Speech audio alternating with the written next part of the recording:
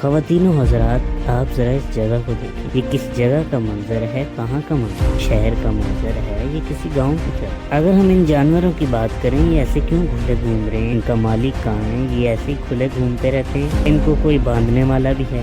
نہیں، ایسا نہیں، مطلب ان کو کوئی نہ کوئی ہے جو ان کا خیال رکھتا ہے۔ ابھی یہ اچانک سے ایک منظر آئے گا کہ ایک کام کی طرف اشارہ کرے۔ کون سا کام ہے؟ کیوں کیا جائے؟ آج ہم اسی کام کے بارے میں جانیں گے، اور یہ بھی جانیں گے یہ کون سی جگہ ہے، کون سا علاقہ ہے۔ بسم اللہ الرحمن الرحیم۔ السلام علیکم۔ میں امید کرتا ہوں آپ سب ٹھیک ٹھاک ہوں گے اور خیر خیریت سے ہوں گے۔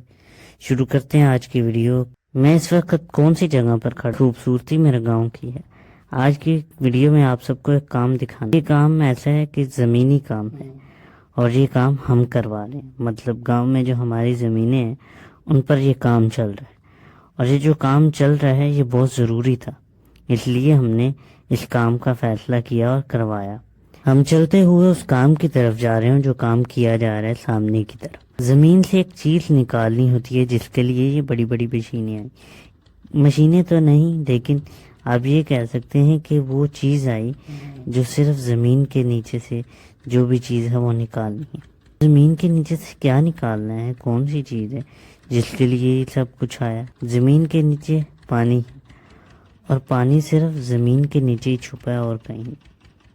اس پانی کو نکالنے کے لیے اگر ہم گڈھا کھودیں تو پانی نہیں نکلے گا، اگر اسی گڈھے کو بڑا کریں تو پانی نکلے گا۔ اسی طرح یہ مشینیں لگائی گئی ہیں، زمین کو سوراخ کیا جاتا ہے اور اس سوراخ کے اندر سے یہ پائپ گزارا جاتا ہے، زمین کے نیچے جاتا رہتا ہے، اس زمین کی اندر سے مٹی نکال لاتا ہے۔ اس مٹی کو نکال کے باہر پھینکا جاتا ہے، اور اس کے بعد پھر اسی پائپ کو اندر بھیجا جاتا ہے۔ اسی طرح بار بار کیا جاتا ہے تاکہ مٹی زیادہ نکلے اور سوراخ گہرا ہوتا جائے۔ جتنی گہری ہوتی جائے گی وہ سوراخ والی راستہ، اتنا ہی پانی نکلنے کا زیادہ چانس ہے۔ سوراخ کم کیا جائے، مطلب چھوٹا ہو، آدھا یا پھر اس سے بھی کم، تو پھر پانی نہیں نکلتا۔ پانی کو نکالنے کے لیے بہت زیادہ گہرا جانا پڑتا ہے نیچے، تاکہ پائپ نیچے سے پانی نکال لائے۔ اس وقت دیکھ سکتے ہیں آپ مٹی نکل رہی ہے، اور مٹی کے ساتھ ہلکا ہلکا سا پانی نکلنا شروع ہو چکا ہے۔ اس بات کی نشانی ہے کہ اس کے نیچے اب پانی، یہ جو مٹی اب نکل رہی ہے اس سے پانی لگ رہا ہے، تو یہ پانی نیچے اب آنا شروع ہو رہا ہے، نہ کہ پانی ابھی نہیں ہے۔ اور گہری ہوگی تاکہ پانی بالکل صاف ستھرا ہے، نہ کہ مٹی کے ساتھ آئے۔ اگر پانی کے ساتھ مٹی لگی ہوگی تو اس پانی کا کوئی ذائقہ یا پھر اس پانی کی خوبصورتی نہیں ہے۔ پانی ایک صاف ستھری چیز ہے، اس کو صاف ستھرا ہی رہنا چاہیے، نہ کہ یہ ہمیں گندا پینا چاہیے اور نہ ہی گندا استعمال کرنا چاہیے۔ اب آپ سب نے جان لیا کہ یہ کون سا کام ہے جو کیا جا رہا ہے، اور یہ ہماری زمینوں پر کیا جا رہا ہے۔ اس کام کو کروانے کے لیے ہم نے ان مشینوں کا بلایا، اور ساتھ ہی بہت سادہ آدمی بھی آیا۔ یہ ایک آدمی کا کام نہیں، اکیلا آدمی نہیں اس کام کو کر سکتا، اس کے لیے اور آدمیوں کی بھی ضرورت ہوتی ہے۔ ابھی وہ جو ایک پائپ نما چیز نکالی گئی تھی وہ اس چیز کے ساتھ ہی اٹیچ تھی۔ یہ جو آپ سب دیکھ رہے ہیں رسی سی، یہ رسی نہیں، یہ ایک لوہے کی تار ہے جس کے ساتھ وہ پائپ نما چیز بن گئی، اور وہ پائپ نہ ہی پلاسٹک کا ہے اور نہ ہی اس کا ربڑ کا ہے، وہ تو ہے لوہے کا۔ اس کو نیچے پھینکتے ہیں اور وہ نیچے جا کر لگتا ہے زمین میں۔ جب وہ زمین میں لگتا ہے تو اس کے اندر مٹی جمع ہوتی ہے، پھر اس کو باہر نکالا جاتا ہے، اس تار کو اس چیز کو کھینچ کے باہر نکالا جاتا ہے، اور اس کے بعد اس میں سے مٹی نکال کے دیکھا جاتا ہے کہ اب کتنی نیچے اور گہرائی کرنی ہے تاکہ پانی نکل آئے۔ اور یہ زیادہ سے زیادہ کرنی ہوتی ہے، جتنی زیادہ ہوگی اتنا پانی صاف نکلے گا اور اتنا جلدی پانی نکل آئے۔ اب تھوڑا سا پاس جانے کا راستہ ملا ہے، تو یہ آپ دیکھ سکتے ہیں وہ سوراخ جو کیا گیا ہے زمین کے اوپر، اور اس کے اندر چیز گھسی ہوئی ہے۔ یہ تاریں کھینچ رہی ہیں اس چیز کو اور بھیج رہی ہیں اسی چیز کو نیچے۔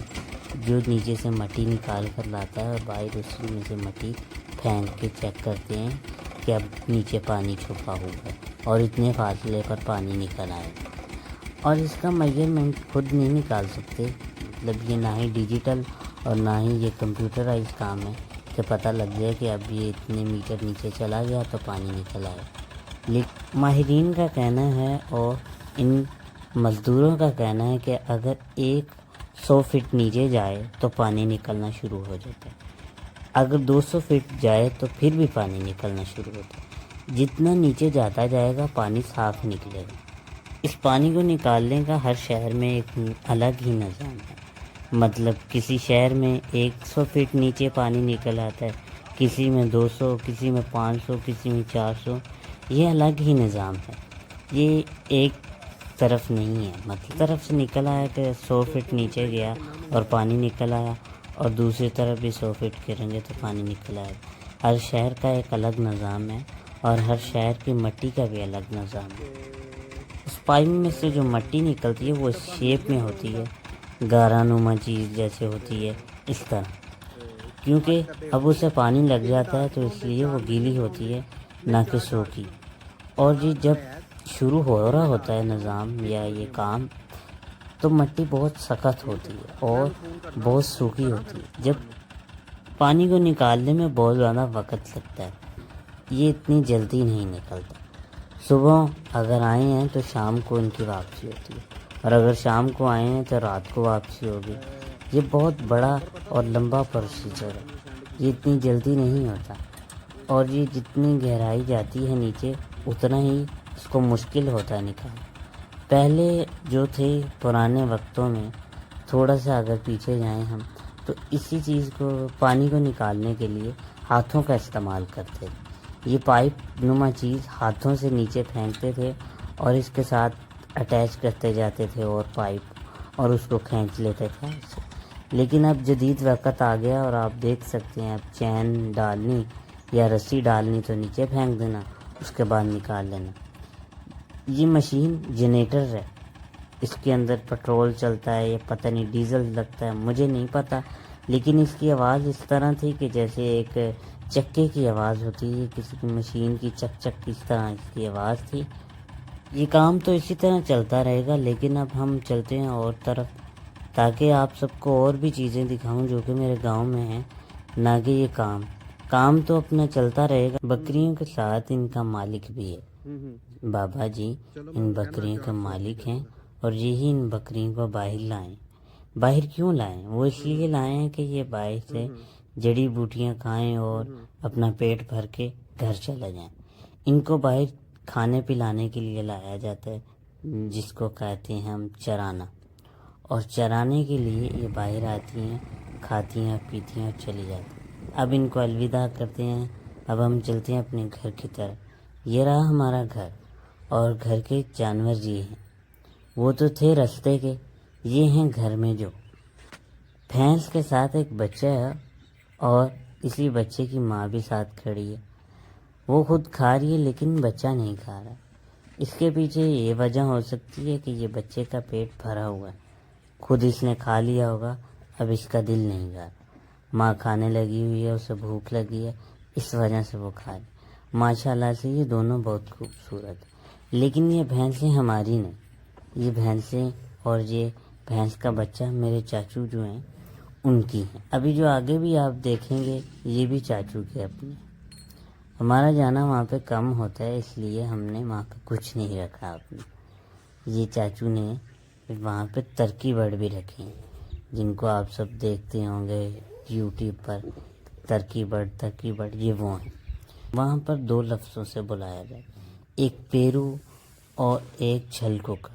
یہ 2 لفظ ہیں جو زیادہ استعمال ہوتے ہیں گاؤں میں. ویسے اگر انگلش لفظ ہے تو وہ ہے جی ترکش. مطلب ترکش سے شروع ہوا اور ٹرکی بن گیا. یہ ٹرکی برڈ کہا جاتا ہے اسے. اور اس کا وجود کافی بڑا ہوتا ہے، دوسرے پرندوں کے مقابل یہ کافی بڑا ہوتا ہے اور خطرناک ہوتا ہے. اس کا غصہ اتنا زیادہ ہے کہ جب یہ بندے کے پاس آتا ہے تو ایک خوف لگتا ہے. اس کی شکل اتنی خطرناک ہے کہ جب یہ سامنے آتا ہے تو اس کا کلر چینج ہوتا ہے شکل کا. یہ وہ اکیلی بھینس ہے جو ابھی میں نے آپ کو دکھائی. اب آپ دیکھ سکتے ہیں آرام سے کہ یہ بھینس ماشاءاللہ سے کتنی خوبصورت ہے، ہائٹ میں بھی اور کلر میں بھی. اور پیچھے کی طرف درخت ہے گاؤں کا ہی. اب ایک منظر چینج ہوگا، وہ ہے میرے گاؤں کی جو جہاں پہ رستہ ہے ہمارے چاچو کے گھر کا، یہ وہ رستہ ہے.